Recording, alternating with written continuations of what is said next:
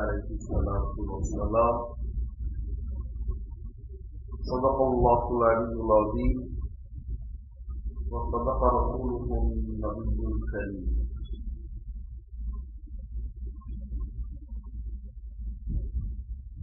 எல்லா புகழும் அல்லாஹ் ஒருவருக்கே உரித்தாகட்டுமாக.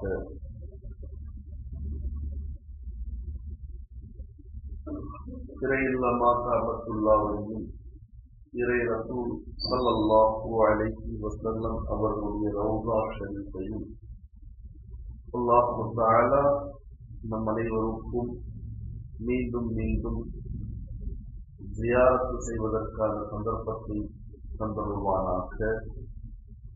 ஸலாத்தும் ஸலாமும் என்றென்றும் நம்முடைய உயிருக்கும் மேலான உத்தம ரசூல் ஸல்லல்லாஹு அலைஹி வஸல்லம் அவர்கள் மீதும், சத்திய சஹாபாக்கள், தாபீன்கள், தபே-தாபீன்கள், உலமாக்கள், வலிமாக்கள், இறைநேசர்கள், நாதாக்கள், சாலிஹீன்கள், சித்திகீன்கள், சுஹதாக்கள், நல்லோர்கள், இமாம்கள், உலமாக்கள், குஃபார்கள், தாயிகள், ஹுஜ்ஜாஜுகள், உம்மார்கள், அனைத்து முஸ்லிம்கள் மீதும் நிறைவாக உண்டாகட்டுமாக. ஆமீன்.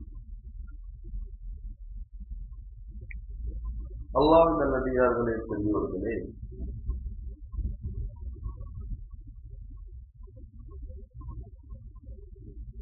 நாம் இருக்கின்ற ஹிஜ்ரி 1400 அதுக்கு சொல்லலாங்க, சரின்னு சொல்றீங்க, தெரியாதுன்னு சொல்லுங்க. மாஷால்லா சொல்லலாமா, இன்னாலில்லா சொல்லணும். 1446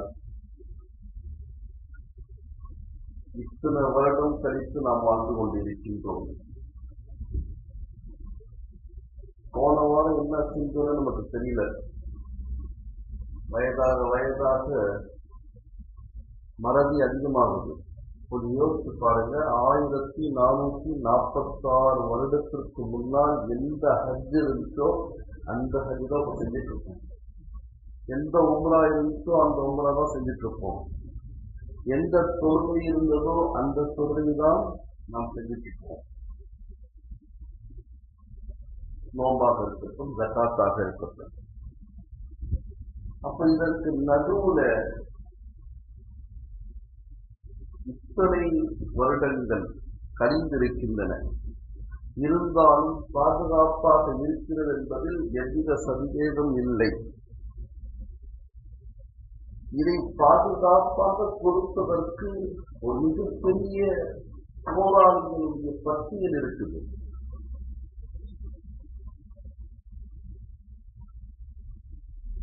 நமக்கெல்லாம் பார்த்தீங்கன்னு சொன்னா அத்தாவுடைய அத்தா தெரியும், அதுக்கு மேல தெரியாது என்று சொன்னால் அதுதான் உண்மையான விஷயம். ஏன்னா நம்முடைய தாத்தாவை நம்ம பார்த்திருப்போம், பல பேர். அவங்க அத்தாவை பார்த்திருப்போமா?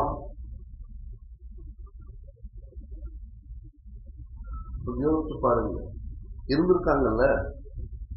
அப்போ 1400 ஆண்டுகளுக்கு முன்னாடி அல்லாஹ் தஆலா மேராஜ் இரவுல கொடுத்த தொழுகை தான் நாம் தொழுகிட்டு இருக்கோமா? ஆமாம் என்று சொல்வதில் எந்த சந்தேகமும் இல்லை. அதற்கு குர்ஆனும் ஹதீஸும் சான்றாக இருக்கிறது. அந்த குர்ஆனை கொடுத்தவர்கள் யார்? நம்மை வரை சேர்த்து வைத்தவர்கள் யார்? குர்ஆனா இருக்கட்டும், ஹதீஸா இருக்கட்டும். எதுக்கு சொல்றதுன்னா, சமூகம் எங்க போயிட்டு போகணும். பல பேர் யோசிக்கிறாங்க, ஒன்று ஈரானை பத்தி பேசணும், இல்ல விமானத்தை பத்தி பேசணும். ரெண்டையும் விட்டுட்டு ஏதோ பேசிட்டு இருக்காங்க. ஈரானை பத்தி பேசினா உண்மையான அரசியல் பேசணும். ஒரு மேடை அமைச்சு கொடுங்க, அங்க பேசலாம், உண்மையை பேசலாம். இங்க பேசலாமான்னு கேட்டா நம்பாக நமக்கு எப்படி எடுத்துக்காது தெரியல. அதனால அதை நான் அவாய்ட் பண்றேன். ஒண்ணு மட்டும் உறுதி, பொறுமையா இருக்கிறாங்க. காது மிரண்டால் காது தாங்காதா? தமிழ் புறமே இல்லைங்க, சொல்லுங்க. பொறுமையா இருக்கிறான்னு சொல்லிட்டு ரொம்ப தீண்டக்கூடாது, வீரம் இல்லாதவங்க நினைக்க கூடாது, புரிஞ்சுக்கிங்க. அவ்வளவுதான். அக்கல் பந்து ஒரு இஷாரா காப்பிட்டேன். என்ன போராளிகள் ஹக்குக்காக யார் போராடுகிறார்களோ அவர்களுக்காக அனைத்து இஸ்லாமிய சமூகம் துவா செய்யும். அவ்வளவுதான். சரி, இப்போ நான் சொல்றது என்னன்னா, நம்ம தொழுதுட்டு இருக்கோம் இல்லையா, அந்த தொழுதை கொடுத்தவங்க யார், வந்து சேர்த்தவங்க யார், நீங்க நம்ம ஓடுற ஆயத்தை கொடுத்தவங்க யாரு, நிறைய சகாபாக்கள் பாத்தீங்களா, தாபீன்களை பாத்தீங்களா, சகை தாபீன்களை பாத்தீங்களா, சுதரசோட பாத்தீங்களா, எப்ப பாத்தீங்க, சுதரசோட பார்த்தாரா, எப்ப பாத்தீங்க, பார்த்தலையா? சரி, அப்ப எப்படி நம்ம ஒருத்தருக்கு நம்ம நம்ப மாட்டோமே, நம்புறோமா? கேட்ட என்ன சொல்றீங்க, கருத்து வேறுபாடு இருக்கு, எப்பதான் இல்ல, சொல்லிக்கிட்டே போகலாம். ஒண்ணு மட்டும் ஞாபகம் வச்சுக்கீங்க, எந்த முஸ்லீம் சிறந்தவன் தெரியுமா, இவ்வாறு செஞ்சுக்கிட்டே இருக்கான் பாருங்க, அவன் சிறந்த முஸ்லீமான்னு கேட்டா நான் சொல்லல பதில், குர்ஆன் ஹதீஸ் சொல்லுது,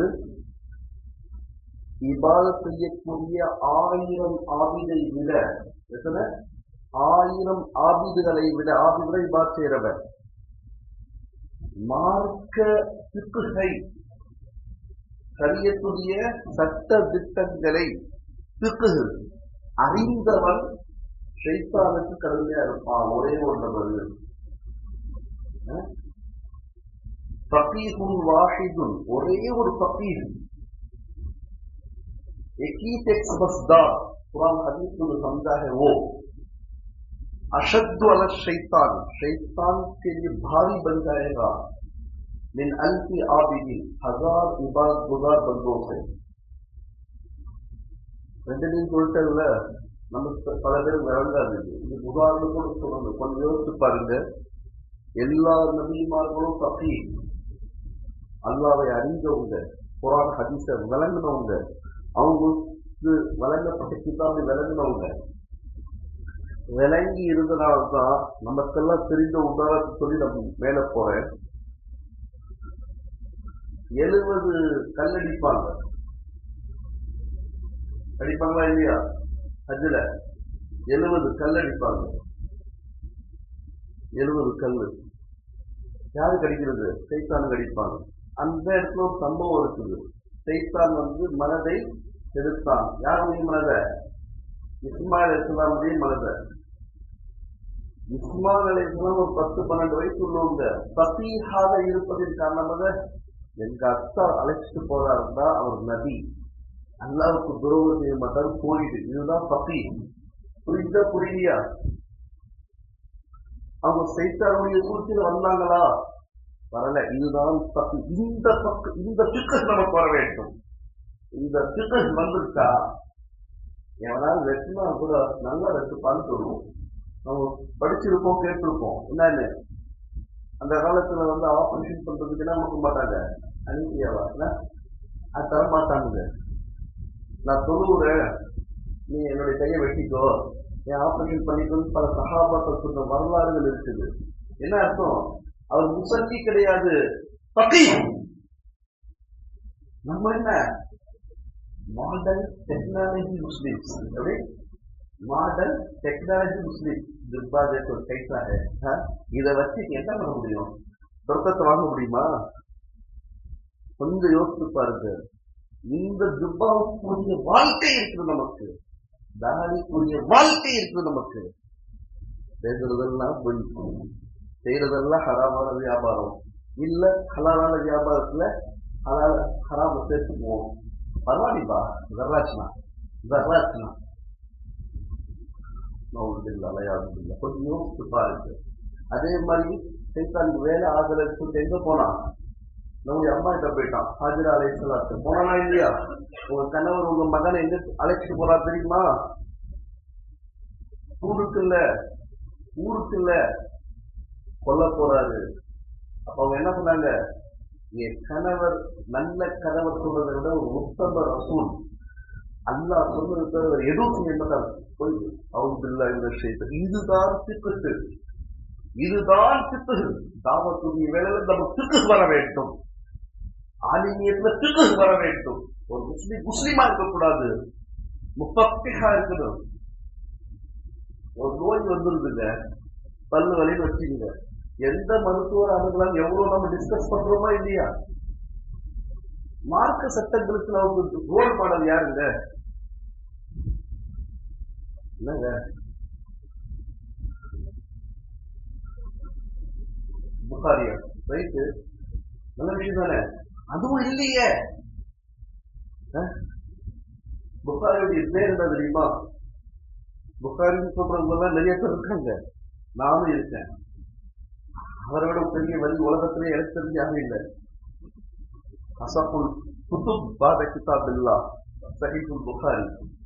குர்ஆன் ஷரீஃபுக்கு பிறகு ஹதீஸ் கிதாபுகளிலேயே உலமாக்களுடைய பார்வையில புகாரியுடைய அந்தஸ்து. அவருடைய பேர் என்ன? கேள்விக்கு தப்பா எடுத்துக்காதீங்க, அதை தெரிஞ்சுக்கிட்டு கேட்கலாம் நினைக்காதீங்க, கொஞ்சம் விளங்குறதுக்காக கேட்கிறேன். பேர் என்ன சொல்லலாம், தயவு செய்து சொல்லலாம். புகாரி பேரே தெரியல. இதுக்கு கேவலப்பட்டு சார், நமக்கு இல்லா லயாது இல்லா, இங்க எதுவுமே கேவலம் கிடையாதுங்க. ஒண்ணுமே தெரியாமங்க தப்பூரம் பாருங்க, அதுதாங்க கேவலம். எதுவுமே இல்லாம பூரம் பாருங்க. ஈமானோடு போக வேண்டும், இல்மோட போக வேண்டும், அமலோட போக வேண்டும். இந்த இல்முக்கும் அமலுக்கும் மத்தியில சித்து இருக்க வேண்டும். சொல்றவன் ஷைத்தானா நல்லவன் தெரிஞ்சுக்கணும், நல்ல மருத்துவரா இல்லாத நம்ம தெரிஞ்சுக்கணும்.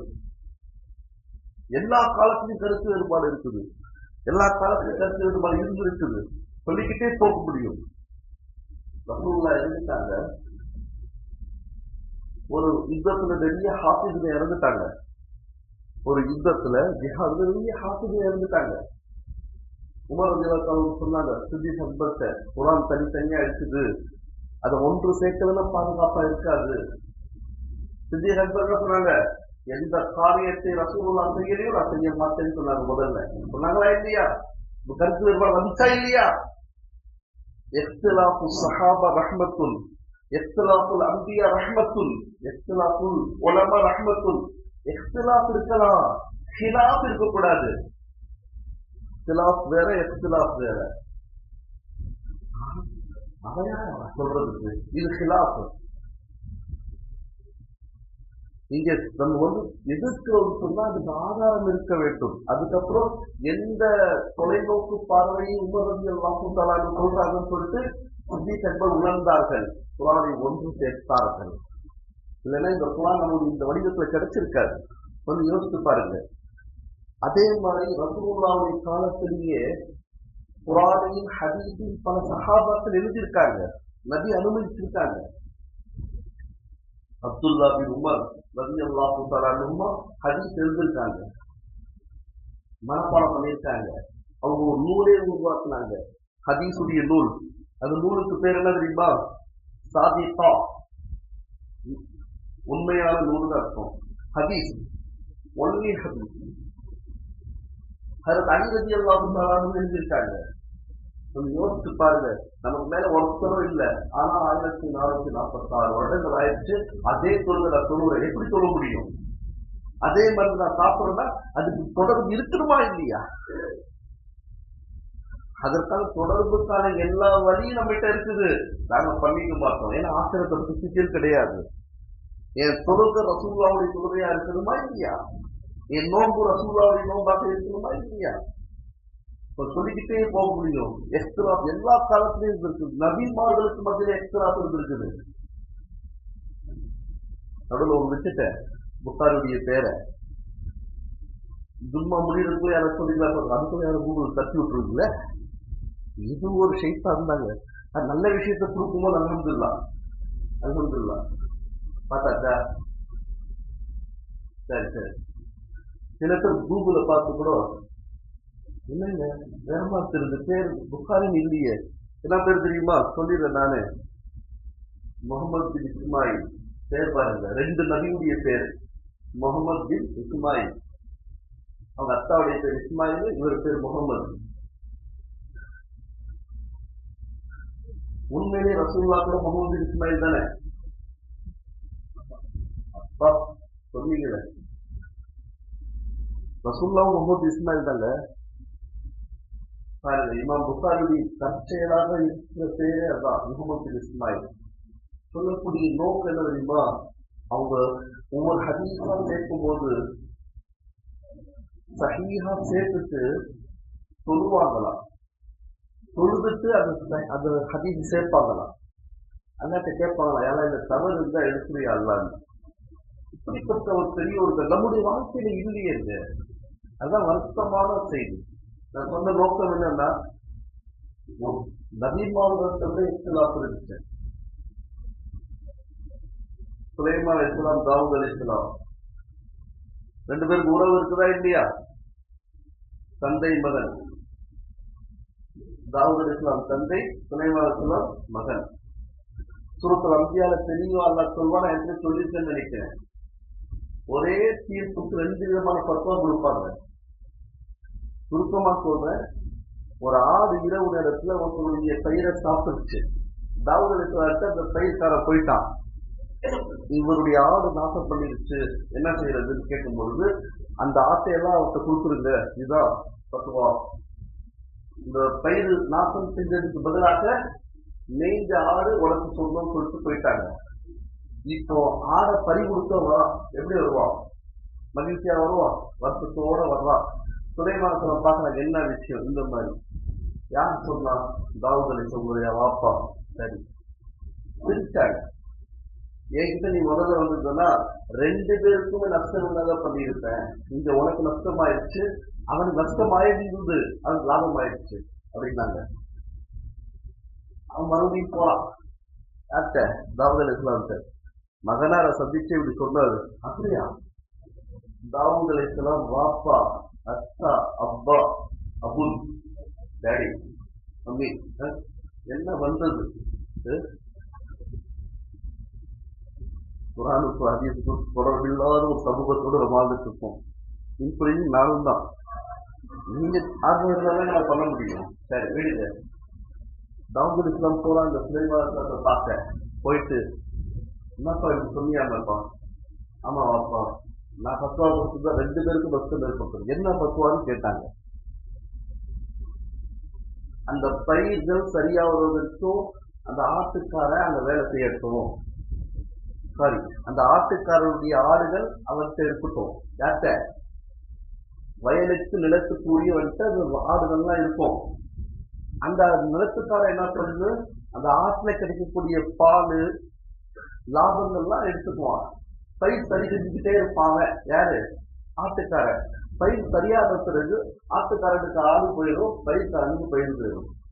ஒரே மசாயில் 2 சட்டம், 2 நபிமார்கள். இப்ப நீங்க என்ன சொல்றீங்க? தாவூத் அலைஹிஸ்ஸலாம் ஒரு சட்டா, சுலைமான் அலைஹிஸ்ஸலாம் ஒரு புறாக்கா அப்படி சொல்றீங்க. என்னங்க சொல்லு? ஒரே காலம், ஒரே இடம், ஒரே மசாயில், ஒரே நிலம், ஒரே ஆடுகள். 2 நபிமார்கள், 2 விதமான பத்துவாக்கள். 30 டாக்டர் 30 தான் பேசுவான், அங்க கன்ஃபியூஸே வராது. ஓகே சார், தேங்க்ஸ் சார், அந்த சார், இந்த சார், நீ படிச்சிருந்தா ஏன் சார் அவனுக்கு நீ சார்னு சொல்ல போற?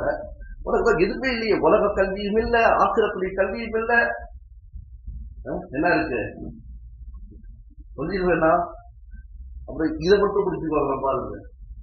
சொல்லக்கூடிய நோக்கம் எல்லா காலங்களும். ஏன் ஹஜ்ரத் அலி ரலியல்லாஹு தஆலா அன்ஹு அவர்களுக்கும் அமீர் ஹம்சா ரலியல்லாஹு தஆலா அன்ஹு அவர்களுக்கும் மதீனா பெரிய யுத்தமே நடந்துச்சா இல்லையா? 2 பக்கம் முஸ்லிம்கள் நிற்கிறாங்க. ஹஜ்ரத் அலி கிட்ட கேட்டாங்க, இங்கே முஸ்லிம் இறந்தால் ஷஹீதா, அந்த படையில இறந்தால் ஷஹீதா? கொஞ்சம் யோசிச்சு பாருங்க. இன்னைக்கு நம்முடைய சுயநலத்துக்காக என்னென்ன போக்குறோம், குடும்பம் பிரிச்சு மேயிரும், பிரிச்சு விட்டு போயிட்டே இருப்பாங்க. நீ பிரிஞ்சு இருக்கிறது லாபம்னு சொல்லுவான். அவனை நம்பிக்கை குடும்பம், அது யாரா இருக்கட்டும், யார் வேணா இருக்கட்டும், கொஞ்சம் யோசிச்சு பாருங்க. சொன்னாங்க அலியவர்கள், ஏன் ஜமாத்ல இறக்குறவன் ஷஹீத், அந்த ஜமாத்ல இறக்குறவன் 2 ஷஹீதுக்கு வந்து எந்த வேறுபாடும் கிடையாது, எந்த வித்தியாசம். 2 பேரும் முஸ்லீம் சொன்னாங்க. நிறைய விஷயங்களை நான் சொல்ல முடியும். நான் திட்டத்துக்கு சொன்னேன், வேற முடியுது.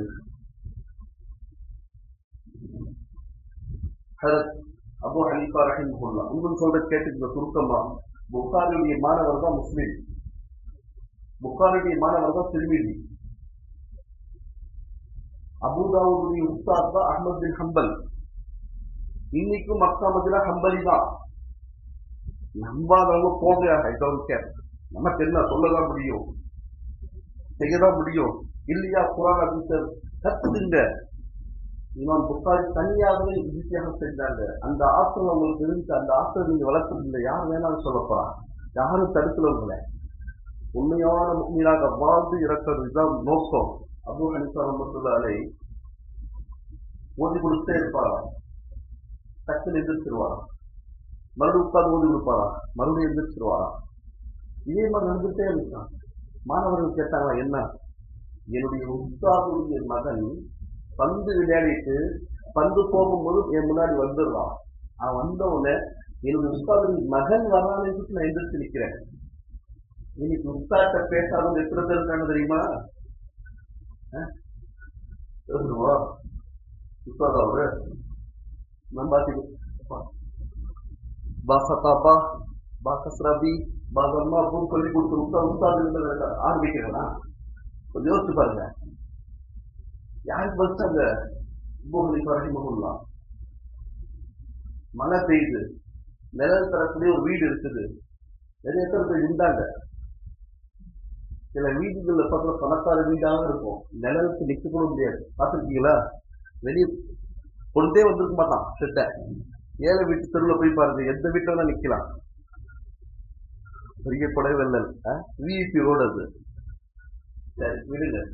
அப்படி மழை பொழித்து கொண்டு இருக்கிறது. அப்போ போறாங்க, நிறைய பேர் நின்ட்டாங்க மழைக்காக ஒதுங்கி. இவர் நிற்க மாட்டேன்னு போயிட்டாரு. ஏன்னா பெரும்பெரும் உலமாக்கள் செய்யக்கூடிய சேவை, நபிமார்கள் செய்யக்கூடிய செய்தியை முன்னிட்டு பார்ப்பார்கள். இதில் ஏதாவது ஒன்று இருக்கும். கேட்டாங்க, என்னங்க அந்த வீட்டு தரையில கடன் தரணும், நான் வீட்டுக்கு வெளியே நின்றேன்னா அந்த நிழலுக்காக இது எங்க வட்டி ஆயிடுமோ? Two wheeler, four wheeler, house ஓடு, வேற எங்க இருக்கு எக்ஸெட்ரா, ஏதோ பலாபத்தர் போங்க, வேற எங்கேயாவது கொடுக்க மாட்டானா? 0% இன்ட்ரெஸ்ட். நல்லா இன்ட்ரெஸ்டா வாங்குங்க. இன்ட்ரெஸ்ட நல்லா பார்த்துப்போம். வேற என்ன சொல்றது? 900 கோடி விமானம் போய் அடிச்சிருச்சு.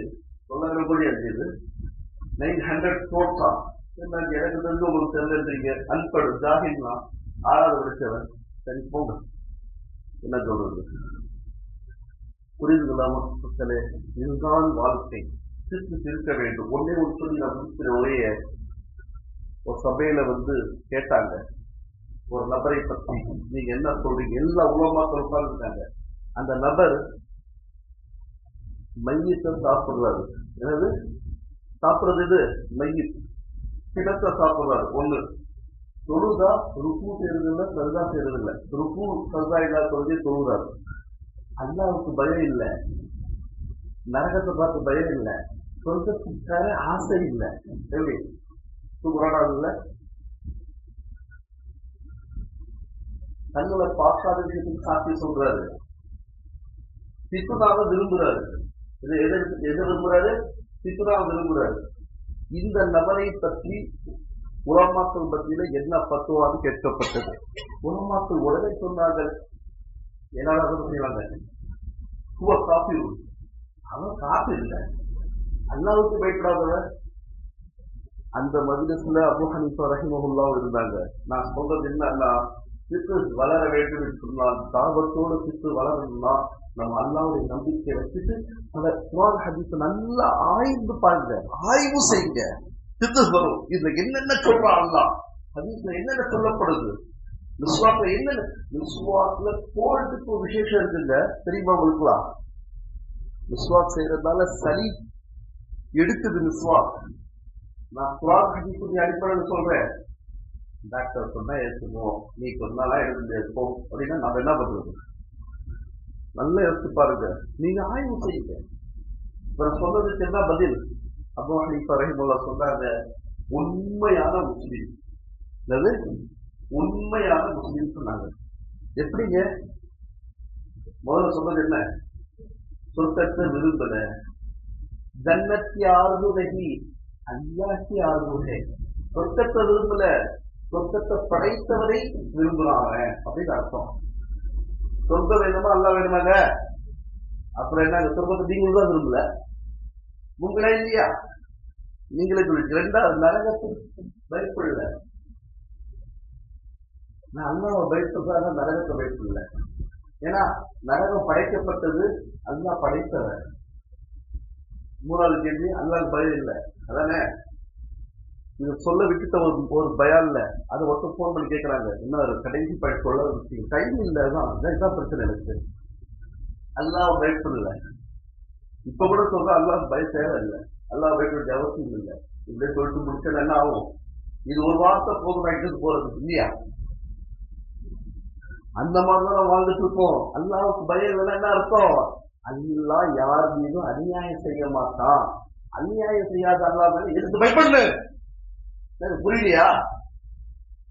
உலகமே வெறுத்தாலும் ஐயூப் அலைஹிஸ்ஸலாம் உலகமே வெறுத்துச்சா இல்லையா? அது அல்லாஹ் வெறுக்கல, அல்லாஹ் உங்களை வெறுக்கல. இதுதான் அல்லாஹ் பயம். அல்லாஹ் அநியாயம் செய்ய மாட்டான். அநியாயம் அல்லாஹ்க்கு என்னன்னு தெரியாது. அல்லாஹ் பத்தி அல்லாஹ் வெட்டப்பட மாட்டான்னு சொல்றாங்க குர்ஆன்ல. நான் ஒரு இடத்துல அல்லாஹ் வெட்டப்படுவான். எதுல சொல்லுங்க? நீங்க கேட்டு, நம்ம கேட்டு ஒண்ணுமே அல்லாஹ் தரலன்னு வச்சீங்களேன், அந்த வெட்டப்படுறாங்க. இப்படி கேட்கிறாங்க அடியான். புரியுதுங்களா? சரி, ருக்கு சுஜூத் இல்லாத தொழுகை என்னங்க? ஜனாதா தொழுகை, அது சொல்லிருக்காங்க. அப்புறம் பிணத்தை சாப்பிடுறான். மீனுங்க, அசுஹு ஜபுஹு, மீனை பிடிக்கிறது தான் ஜுபா. யாராவது மீனை பிடிச்சிட்டு பிஸ்மில்லாஹ் அல்லாஹ் அக்பர் ஜுபா சொல்றாங்க சொல்றீங்களா? வஞ்சிர மீன் பிடிச்சிருக்க வந்து ஜுபா பண்ணிட்டு அல்லாஹ் அக்பர் அசத்து போட்டு சொல்றீங்களா? மீனை யாருக்கு ஜுபா பண்ணா பிஸ்மில்லாஹ் அல்லாஹ் அக்பர் சொல்லி கூடுமா கூடாதா? நீதான் ஒரு சாப்பிடுறான்னு அர்த்தம். அப்புறம் சித்துனா விரும்புறாரு, உலகத்தை விரும்புறாரு. உலக சித்துனா தானே. ஹத்த வெறுக்கிறாரு. ஹத்து எது? மவுத்து. மவுத்து வெறுக்கிறோமா இல்லையா? அல்லாஹ் தயவு செய்து இந்த பள்ளிக்கு வெளியே போறதுக்குள்ளே மௌத்தக்கூடிய அல்லாஹ் இப்படி ஜும்மா முடிச்சு கேட்டுக்கலாமா? ஆமீன் சொல்வீங்களா? நீங்களே கேட்டு உட்கார்ந்து இருப்பீங்க. பார்க்காத விஷயத்தை சாட்சி சொல்றாரு. அல்லாஹ் பார்த்திருக்கோமா? பார்த்திருக்கோமா? இல்ல இல்ல, அல்லாஹ் உங்களுக்கு சாட்சி சொல்றமா இல்லையா? இன்னைக்கு வர முழு உலகம் இஸ்லாத்தை பார்க்கணும். ஏன் தெரியுமா? திருப்பி அடிக்க ஆரம்பிச்சிருக்கோம். இன்ஷா அல்லாஹ் நான் உண்மையான முஃமினாக இருந்தால் கியாமத்துக்கு பிறகு வெற்றி பெறுவோம், உலகத்தில் வெற்றி பெறுவோம். இதுல மாற்றுகிறதே கிடையாது. ஈசா அலைஹிஸ்ஸலாமுடைய ஆட்சி நடைபெறும். ஈசா அலைஹிஸ்ஸலாமுடைய ஆட்சியா எங்க இருக்காரு? ஈசா அல்லாஹ் இருக்காரு, கண்டிப்பா நடைபெறும். இதுதான் ஹதீஸுடைய முடிவாக இருக்கிறது. அல்லாஹ் சொல்றா, உமா கத்தலுஹு உமா ஸலபுஹு. ஈசா அலைஹிஸ்ஸலாத்தை யாரும் கொல்லல, ஈசா அலைஹிஸ்ஸலாத்தை சிலுவையில அறையல. இதுதான் குர்ஆனுடைய தீர்வு. ஆமீன். வாக்கு அல்ஹம்துலில்லாஹி ரப்பில் ஆலமீன். சொல்றது சொல்றதெல்லாம் பயன்படுத்தும்.